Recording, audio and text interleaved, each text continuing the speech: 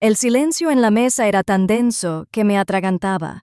Hacía un momento mi hermana se reía, una carcajada estridente y teatral, pero ahora solo se oía el zumbido del refrigerador y el tic-tac errático del reloj del pasillo.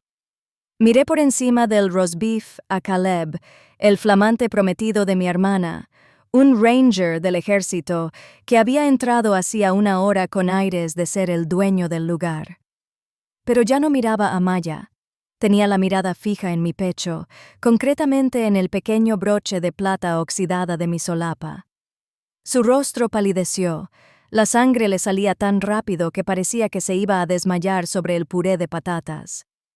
Maya, mi hermana, una ejecutiva de marketing que trataba cada reunión familiar como un comunicado de prensa, seguía paralizada con esa sonrisa triunfal y petulante. No tenía ni idea de lo que acababa de hacer. Era casi gracioso, de una forma oscura y retorcida. Había traído a casa a un héroe de guerra para ponerme en mi lugar y mostrarles a todos cómo era un hombre de verdad, comparado con su aburrida y burócrata hermana. Creía que estaba usando la artillería pesada para hundirme la autoestima. En cambio, sin querer, le había presentado a su supervisor un operador de primera. Ella no sabía que el hombre sentado frente a ella, el hombre al que usaba como apoyo para menospreciarme, estaba aterrorizado por la mujer de la que se burlaba. Sin embargo, para entender cómo llegamos a este punto muerto asfixiante, hay que entender cómo empezó la noche y, en realidad, ¿cómo ha sido mi vida en esta familia? 2 horas antes, el ambiente estaba electrizante, rebosante de una adoración que no había visto dirigida hacia mí desde que era niña. Mi madre, Carol, una mujer que asocia el volumen con el cariño, estaba prácticamente vibrando mientras le servía otra copa a Caleb. Mi padre, un hombre que cree que un apretón de manos firme es la única medida verdadera de un alma, estaba pendiente de cada palabra de Caleb sobre el entrenamiento básico. Yo era solo el mueble necesario para llenar la silla vacía, pero funcionalmente invisible. Luego estaba Maya. No solo era orgullosa, era depredadora. No dejaba de mirarme, esperando una oportunidad, desesperada por aprovechar el estatus de Caleb para resaltar mi supuesta mediocridad. Ocurrió mientras comíamos. La unidad de Caleb se desplegará de nuevo pronto, anunció Maya, con la voz impregnada de una preocupación dramática que parecía totalmente ensayada. Se giró hacia mí, entrecerrando los ojos con ese familiar brillo penetrante. Debe ser agradable, Alex, saber que nunca tendrás que lidiar con ese tipo de riesgo. O sea, ¿qué es lo peor que puede pasar en tu pequeña oficina? ¿Un corte con papel? ¿Una caída del servidor? Tomé un sorbo de agua lentamente, dejando que el insulto cayera sin pestañear. No se detuvo ahí. Es frustrante, suspiró, volviéndose hacia Caleb para pedirle su aprobación. Alex se pierde todas las Navidades, todos los cumpleaños, alegando que está ocupada con el trabajo. Todos sabemos que solo está archivando papeles en un sótano, pero actúa como si fuera un secreto. Mientras tanto, tú estás ahí fuera salvando vidas. No dije nada. No podía decirles que la Navidad que me perdí la pasé en un contenedor en una región hostil, vigilando una extracción que salió mal. No podía decirles que el papeleo que estaba presentando era en realidad la orden de captura y asesinato de una célula que había amenazado la costa este. Y, desde luego, no podía explicar el PIN. Casi nunca lo usé. Era un recuerdo mori, un silencioso homenaje a un ser querido que perdí hace 5 años. No eran joyas, era la lápida de un amigo por quien no podía llorar públicamente. Maya vio un apoyo para su narrativa, pero yo llevaba el peso de fantasmas. Ella ni siquiera podía imaginarlo.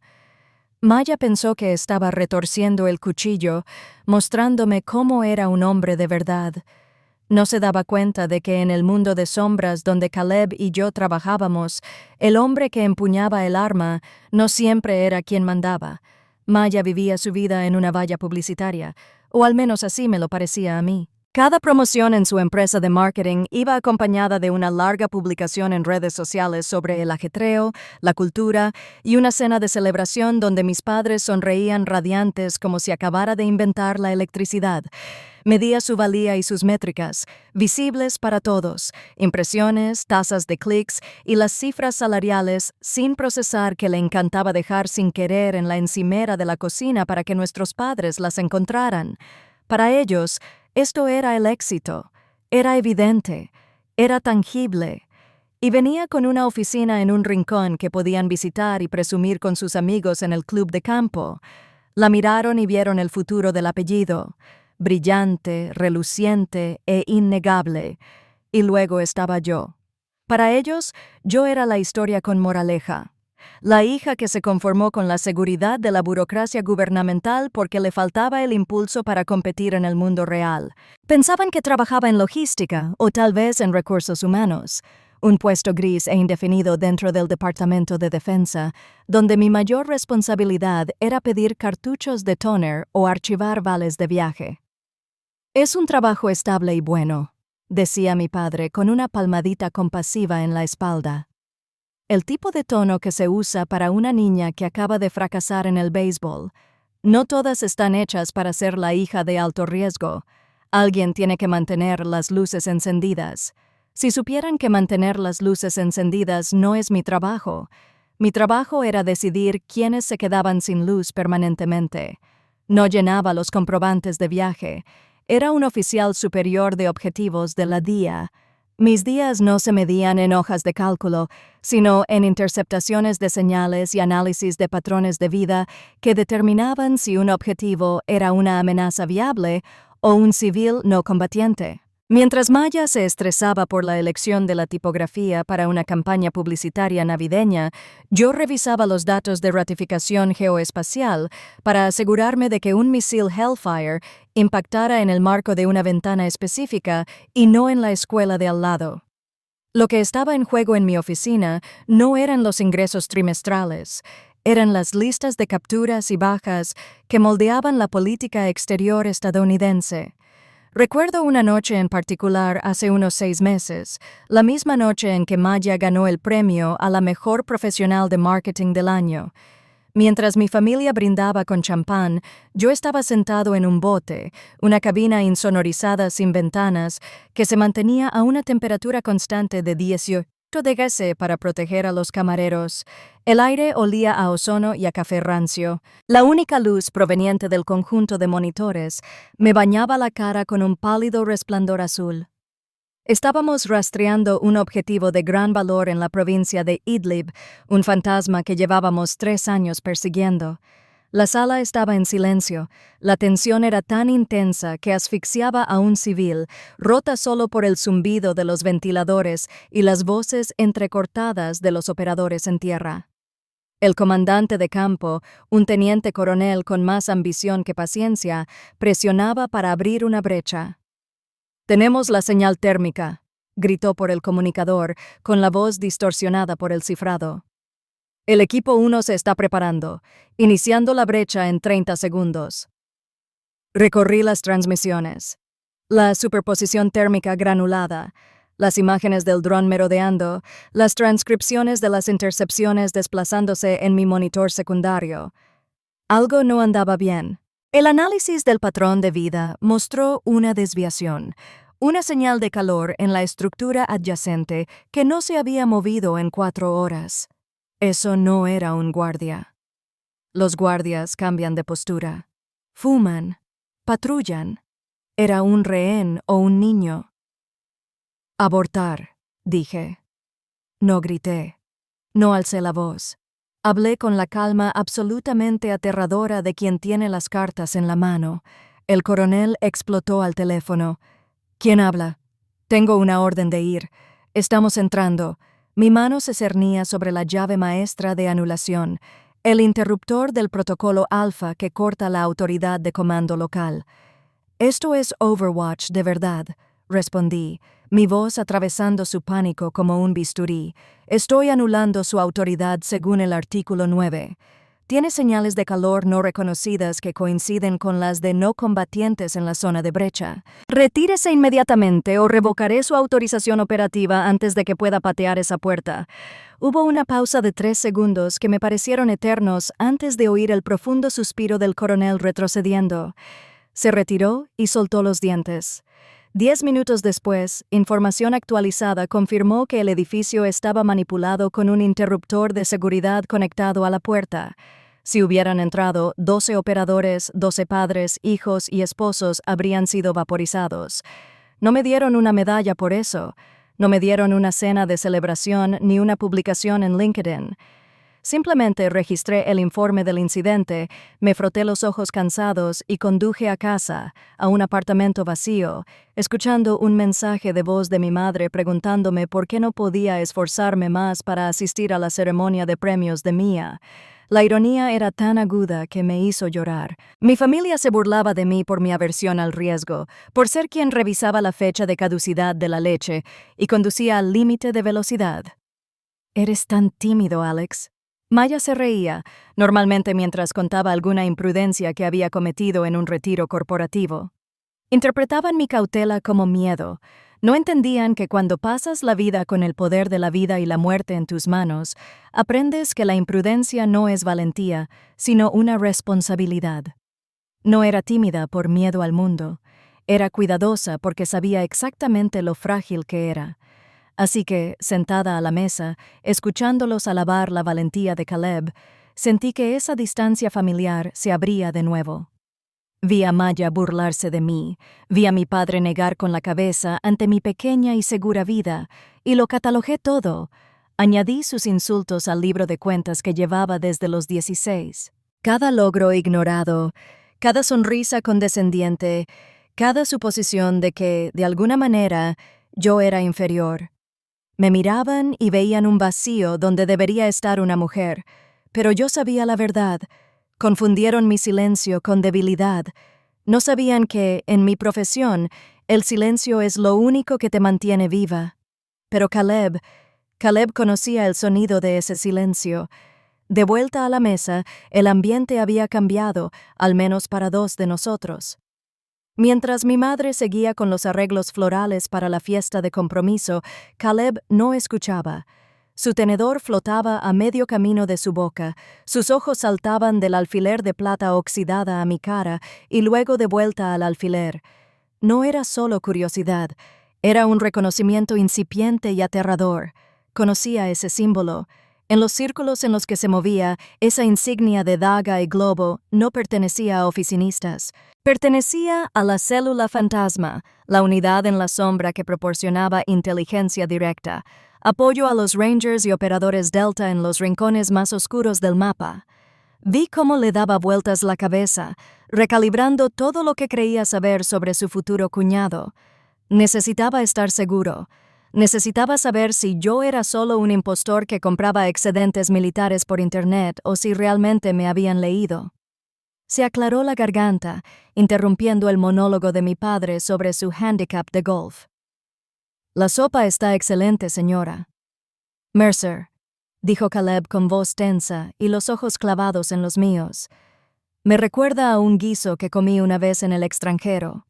Aunque el clima en Coringal siempre era impredecible en esta época del año, a mis padres les sonaba a charla trivial, pero era un shibboleth, un desafío verbal. El Valle de Coringal no había sido un escenario activo para las fuerzas convencionales en esa época del año en años. Se refería a una ventana de operaciones clasificada específica. No parpadeé. Tomé un sorbo lento y pausado de vino, dejando que el silencio se prolongara lo justo para hacerlo sudar. «Solo es impredecible desde tierra», dije con un tono desenfadado, incluso aburrido. «A 9,000 metros está despejado.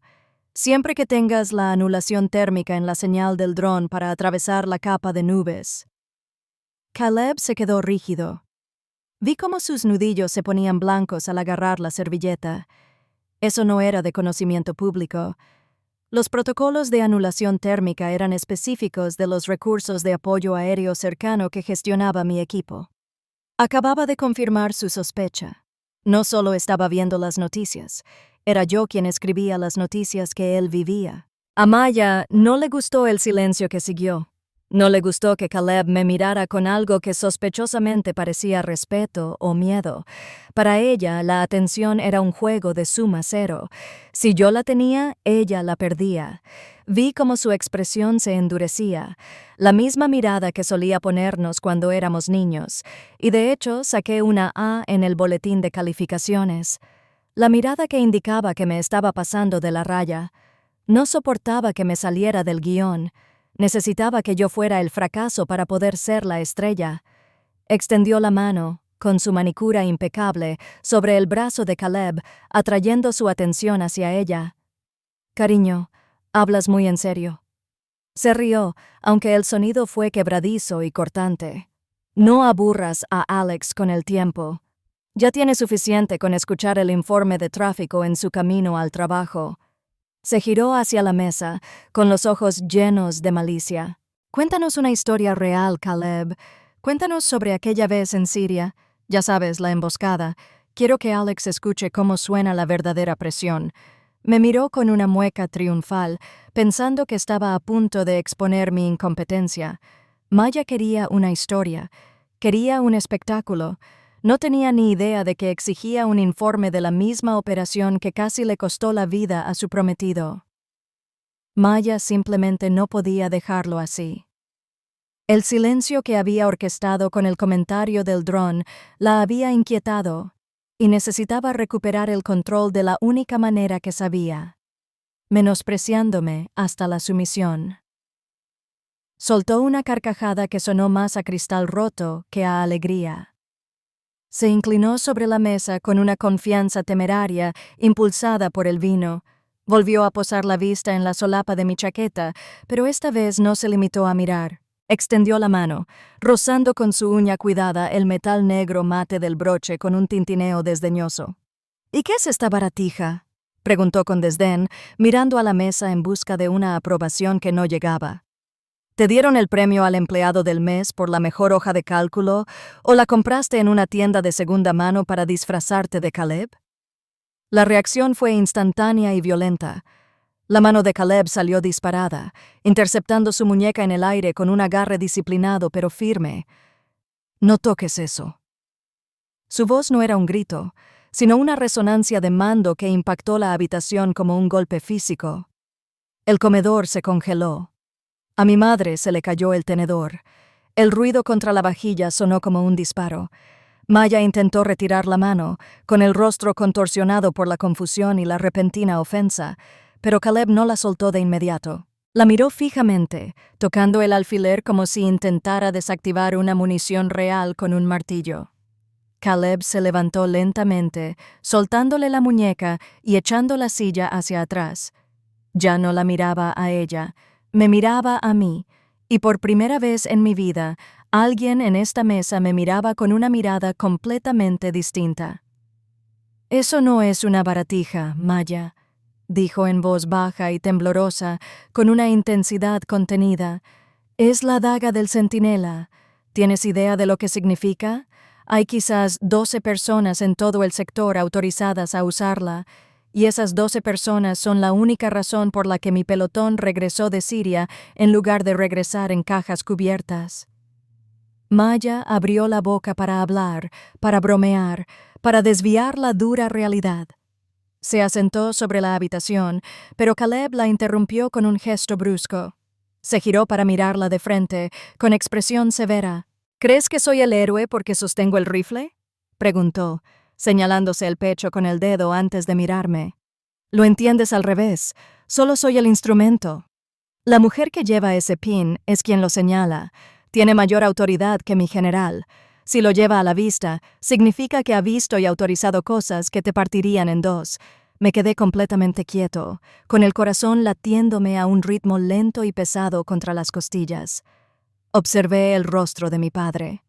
Este era un hombre que veneraba el rango, que se había pasado la vida explicándome por qué no era lo suficientemente fuerte para el ejército.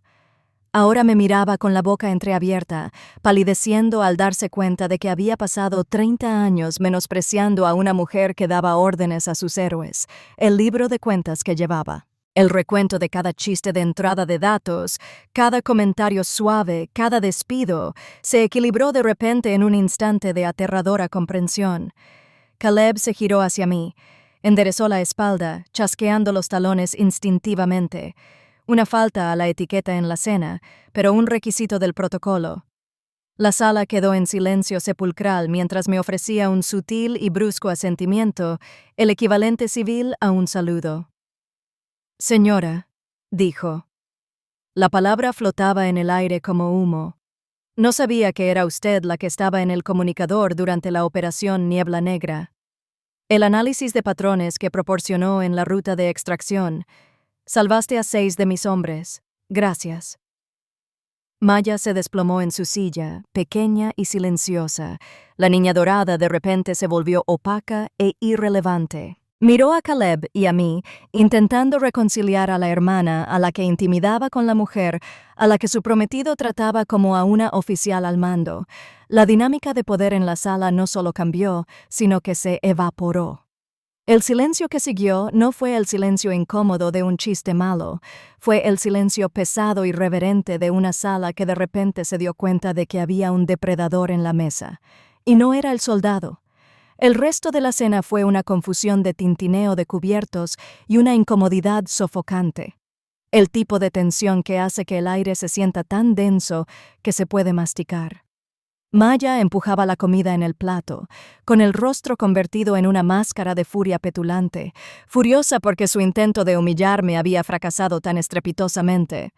Mis padres, en cambio, parecían estar sentados con un desconocido. Mi madre, que solía llenar cada silencio con chismes o críticas sobre mi apariencia, me miraba constantemente con una mezcla de confusión y miedo.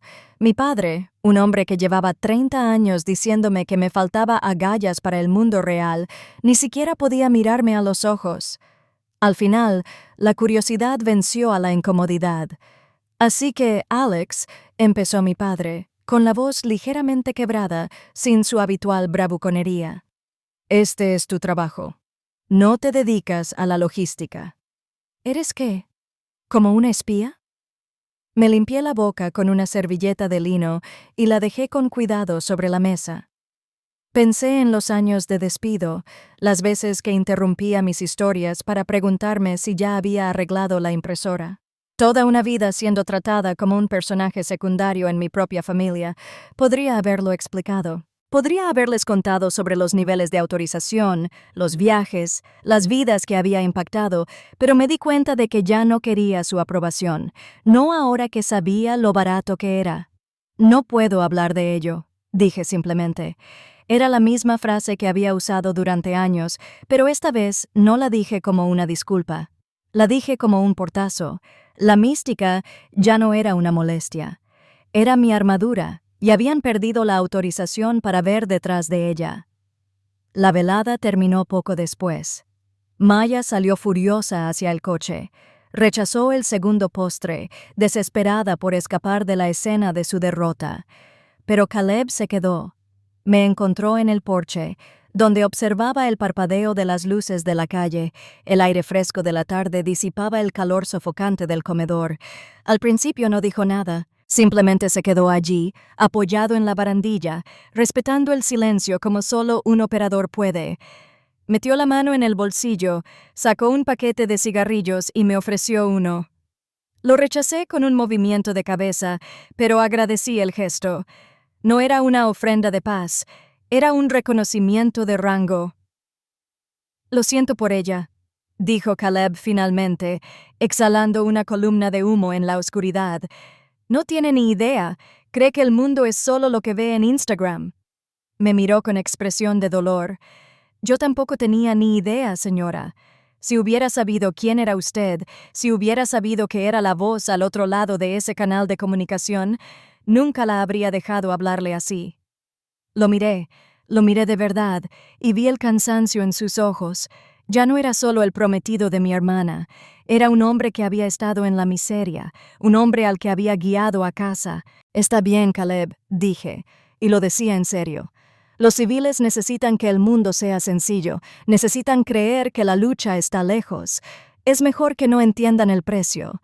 Nos quedamos allí un momento más, dos personas del mismo mundo de sombras, unidas por una verdad que el resto de la familia jamás comprendería. Las siguientes semanas fueron una lección de límites. Maya intentó que volviera a su grupo, enviándome tareas para la fiesta de compromiso como si la cena nunca hubiera sucedido, intentando restablecer la antigua jerarquía donde yo era su asistente. Lo apagué de inmediato. No voy a hacer esto, Maya. Le dije por teléfono cuando me pidió que recogiera las servilletas personalizadas. Me alegro por ti, de verdad, pero ya no seré tu saco de boxeo. No seré el apoyo que usas para sentirte superior. Intentó discutir, intentó usar sus habituales tácticas de culpa, pero el veneno había desaparecido. Sabía que Caleb lo sabía. Sabía que cada vez que mirara a su prometido, recordaría que su aburrida hermana lo superaba en rango. Y, francamente, añadí con voz tranquila y definitiva, ahora que Caleb sabe exactamente lo que hago. No creo que vuelva a dejar que me trates como a una subordinada. 6 meses después, el mundo había cambiado, y yo también. Me ascendieron a jefe de división y me trasladaron a una oficina sin ventanas, pero con línea directa a la Casa Blanca. Estaba inmerso en informes, gestionando equipos en 3 continentes. Cuando el correo llegó a mi buzón seguro, encima del montón había un sobre grueso color crema. Era la invitación de boda. Estaba dirigida formalmente a la señorita Alex Mercer, pero al abrirla, una pequeña nota manuscrita cayó sobre mi escritorio. Era de Caleb. No tenía el lenguaje florido que mi hermana habría insistido. Simplemente le decía a la voz en la oscuridad: «Te guardamos un lugar en la mesa principal, con respeto». Miré la nota un buen rato. Durante años, había perseguido un legado que creía que debía heredar de mis padres, un legado de aprobación y elogios públicos. Ahora me daba cuenta de que había estado construyendo mi propio legado todo este tiempo. En el silencio, en la oscuridad, en los momentos donde nadie me veía, excepto las personas importantes. No necesitaba que mi padre comprendiera mi trabajo para saber que era importante. No necesitaba que Maya me respetara para saber que era poderosa. Tenía el respeto de los hombres y mujeres que estuvieron al pie del cañón, y eso era suficiente. Mi hermana quería un héroe como esposo, y lo consiguió. Pero aprendió a las malas que la persona más ruidosa rara vez es la más poderosa. El verdadero poder susurra. Si alguna vez tuviste que ocultar tu fuerza para mantener la paz, cuéntanos tu historia en los comentarios.